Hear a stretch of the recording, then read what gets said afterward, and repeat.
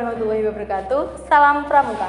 Halo Kakak Pramuka Penegak Pandegasi Jawa Timur. Perkenalkan saya Elvira Dania Sofyan dari Ambalan Brawijaya SMA Negeri 1 Trenggalek, Kuartir Cabang Gerakan Pramuka Trenggalek.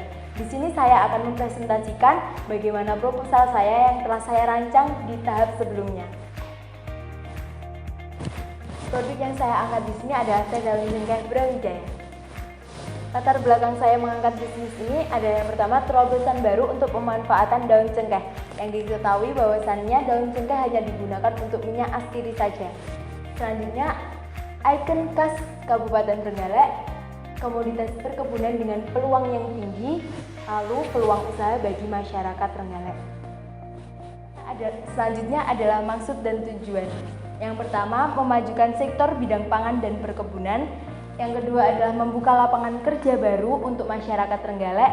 Yang ketiga, memperkenalkan cengkeh sebagai komoditas perkebunan di daerah Trenggalek. Memperkenalkan wilayah Trenggalek sebagai daerah yang kaya akan sumber daya alam. Yang terakhir adalah menarik minat masyarakat luar terhadap berbagai sektor di wilayah Trenggalek. Yang selanjutnya adalah analisis pasar. Jenis dan nama produk serta karakteristiknya. Yang pertama, jenis produk. Jenis produk ini berupa minuman teh dengan nama produk yaitu teh daun cengkeh Brawijaya, dan karakteristik bahan bakunya adalah bahan baku daun cengkeh yang telah diproses dan mengalami pengeringan serta filterisasi. Target pasar saya mengambil mikro marketing. Apa sih mikro marketing itu? Nah, mikro marketing adalah penargetan pasar pada lingkup yang kecil. Tujuannya apa? Tujuannya adalah memperkenalkan brand produk di lingkup yang kecil dahulu. Nah, saya menargetkan pasar menjangkau semua kalangan, dari anak-anak hingga dewasa. Selanjutnya adalah analisis SWOT. Yang pertama adalah strength atau kekuatan. Harga produk yang terjangkau oleh semua kalangan masyarakat. Selanjutnya, hubungan dengan pemasok berjalan dengan sangat baik. Yang ketiga adalah manfaat dari produk yang banyak. Yang terakhir adalah kualitas produk terjamin. Weakness atau kelemahan, kurangnya modal yang didapat, lalu manajemen keuangan yang belum tertata dengan rapi. Yang terakhir adalah masyarakat tidak begitu tahu tentang manfaat si daun cengkeh ini. Yang ketiga adalah opportunities atau peluang. Yang pertama adalah bahan baku mudah diperoleh.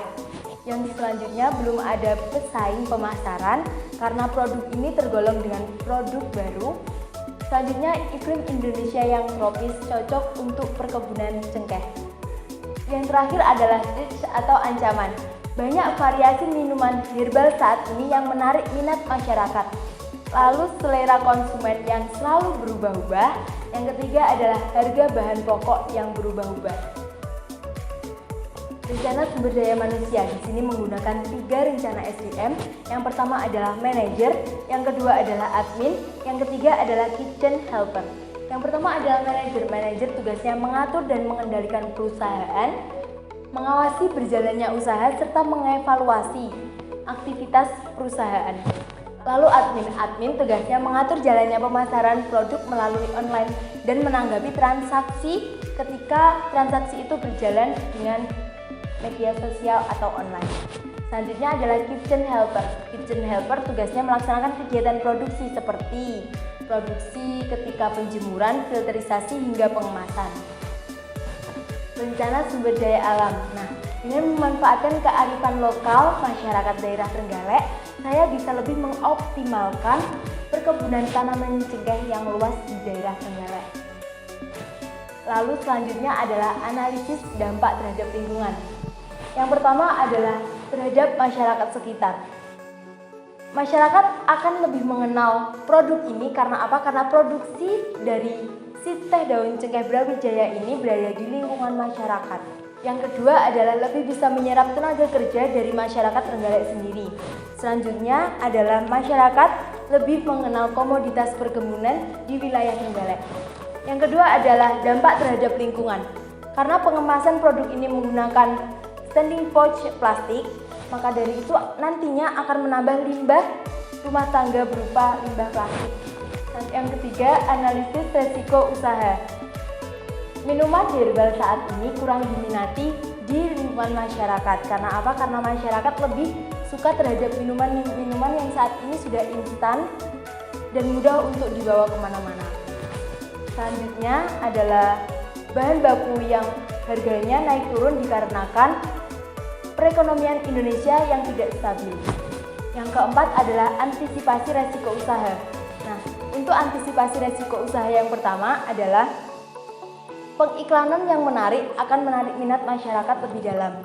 Lalu pemberian manfaat di pengemasan teh daun cengkeh Brawijaya ini akan menambah pengetahuan masyarakat bagaimana sih manfaat dari si teh daun cengkeh ini. Yang kedua adalah bahan baku yang harganya naik turun. Untuk pencegahan naik turunnya harga bahan baku pokok ini, saya bekerja sama dengan pemasok bahan yaitu petani cengkeh dan toko untuk pengemasan agar jika harga naik atau melonjak tinggi, kerugian masih bisa diminimalisir. Ini adalah laporan keuangan dari bisnis yang saya jalankan selama perlombaan ini. Yang pertama adalah saldo awal saya, lalu biaya bahan pokok untuk produksi pertama, lalu biaya pengemasan, label, dan penjualan tunai adalah penjualan dari si teh daun cengkeh Brawijaya ini. Lalu untuk biaya bahan pokok pada tanggal 24 September ini adalah biaya untuk produksi tahap 2. Laporan keuangan. Nah, di sini saya telah mencantumkan saldo awal sampai penjualan-penjualan yang telah saya laksanakan selama proses business plan ini berjalan. Grafik penjualan. Nah, di sini saya telah menggambarkan bagaimana grafik saya ketika berjualan. Minggu 1, minggu 2, dan minggu keempat. Kenapa minggu ketiga saya kosongi? Karena apa? Karena minggu ketiga ini khusus untuk produksi tahap 2-nya. Lalu laporan kemajuan. Di sini saya telah mencantumkan tahapan kegiatan yang direncanakan, kemajuan kegiatan, dan sebagainya. Untuk tahapan yang saya rencanakan adalah produksi, kemajuan kegiatan sudah terlaksana. Hasil yang dicapai adalah 25 bungkus produk teh daun cengkeh. Kendala yang dihadapi adalah lamanya pengeringan dan seluruh bahan belum tentu kering. Lalu solusi yang dihadapi adalah memakai bahan yang sudah kering dahulu untuk menjamin kualitas dari si teh daun cengkeh ini. Yang kedua adalah pemasaran. Nah, untuk pemasaran saat ini sedang berlangsung. Karena apa? Karena kita perlu memperkenalkan si teh daun cengkeh ini secara berkelanjutan. Hasil yang dicapai adalah sampai hari ini terjual 25 bungkus produk. Lalu kendala yang dihadapi adalah penyebaran informasi.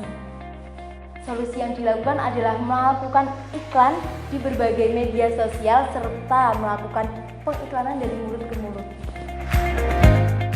Tabel sisa kegiatan. Nah, di sini telah dicantum kegiatan yaitu produksi, pengemasan, penjualan, dan promosi. Sekian presentasi dari saya. Apabila ada salah kata saya mohon maaf. Wassalamualaikum warahmatullahi wabarakatuh. Salam Pramuka.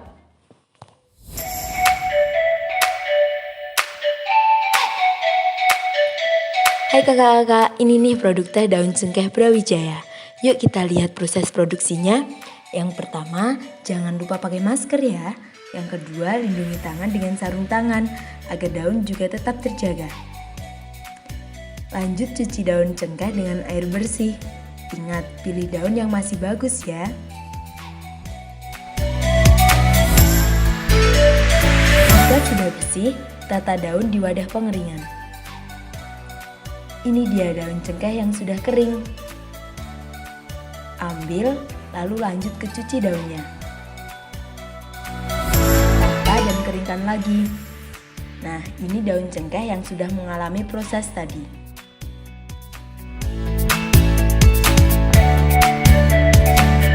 Saatnya pengemasan, jangan lupa ganti sarung tangannya ya.